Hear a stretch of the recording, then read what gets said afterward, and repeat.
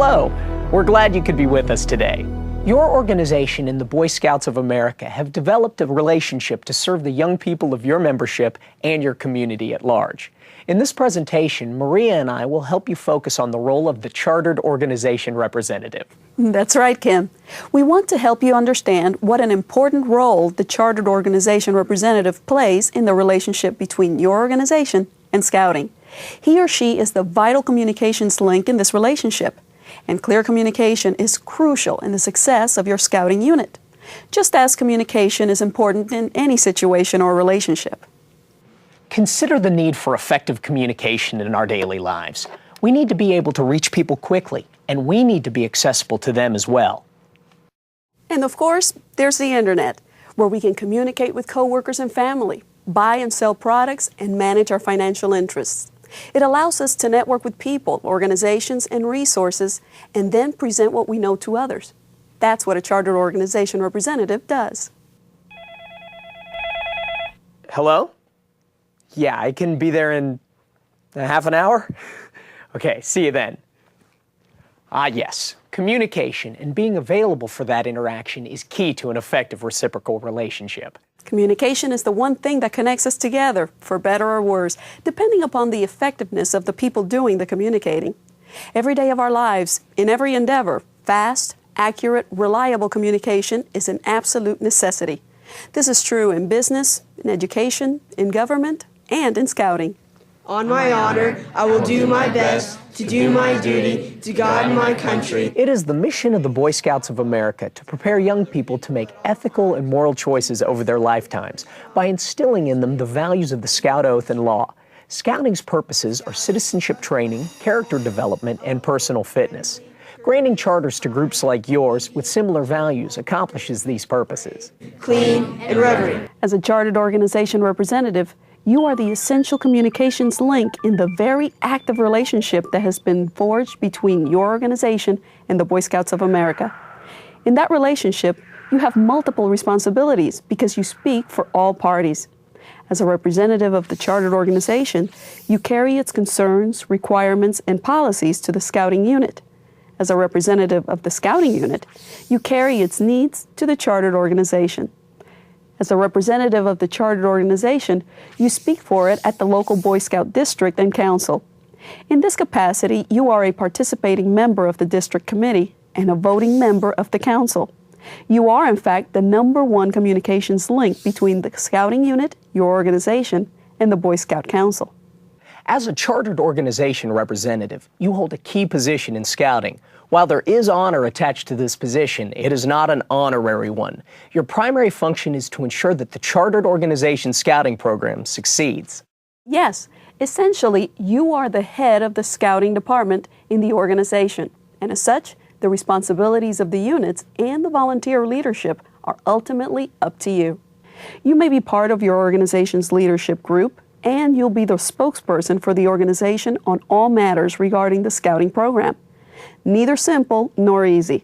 Your function is crucial to the success of the relationship. Of course, you have an advantage going in. Just like these earphones have an advantage picking up sound, being appointed by and answerable to the Chief Executive Officer of your chartered organization, you're in a unique position to hear everything that's going on, thereby making certain that Scouting's program is truly reflective of the values and principles of the organization. Each Scouting unit, pack, troop, team, or crew is managed by a group of adults approved by the organization who serve as the unit committee. The unit committee's principal responsibility is to select the best qualified leaders for the unit and see that they are supported in carrying out the unit program. You, as a Chartered Organization Representative, maintain a close relationship with the unit committee chairman. The goal is for you to report to the organization on a regular basis the programs, needs, and successes of your Scout unit. You also share the desires and needs of the organization with the unit. While no one expects you to be an expert on Scouting, it's essential that you listen closely to the needs of your Scout unit and the concerns of the unit leaders. Along with that, you'll have to monitor the leaders to make sure they're in sync with the youth program goals of your organization. After all, that is a major purpose of the Scouting Charter. Listening and monitoring are one thing, talking is another. Just like this cell phone, there are times where you have to carry the word to the people who need it. And when you do, it's essential that the communication is accurate, complete, and clear. In your role as a communicator, it's also a good idea to stay in touch with other youth and adult programs within your organization. That way you'll be able to coordinate the scouting program with the others and facilitate making all your youth programs stronger. Keep in mind that under our relationship or charter agreement, the scouting unit is owned and operated by your organization for the benefit of your youth, your organization, and your community.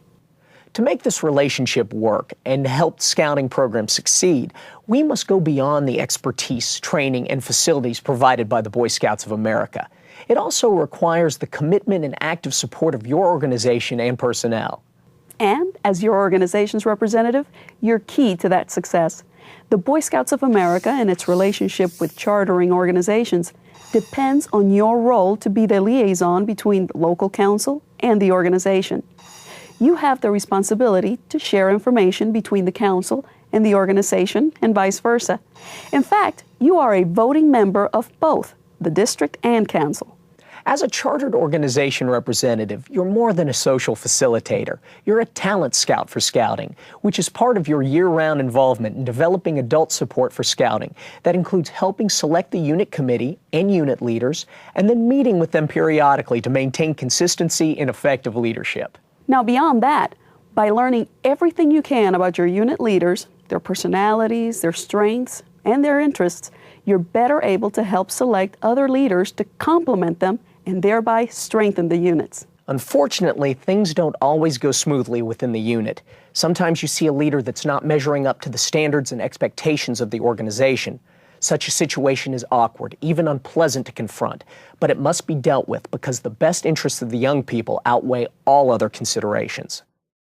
When such a situation does arise, it's best to inform the organization head and the unit commissioner or youth serving executive of the problem. And as a group, try to resolve it. Good advice, Maria. Let's summarize your responsibilities as a chartered organization representative in relation to your chartered organization, your scouting unit, and the Boy Scouts of America. Regarding your chartered organization, you are responsible for relating their concerns, requirements, and policies to the scouting unit. You are appointed by the Chief Executive Officer and must report to the governing board regularly. In regard to your scouting unit, remember that quality leadership ensures a quality program. You are involved in selecting the unit leaders and committee. Your units need quality adults.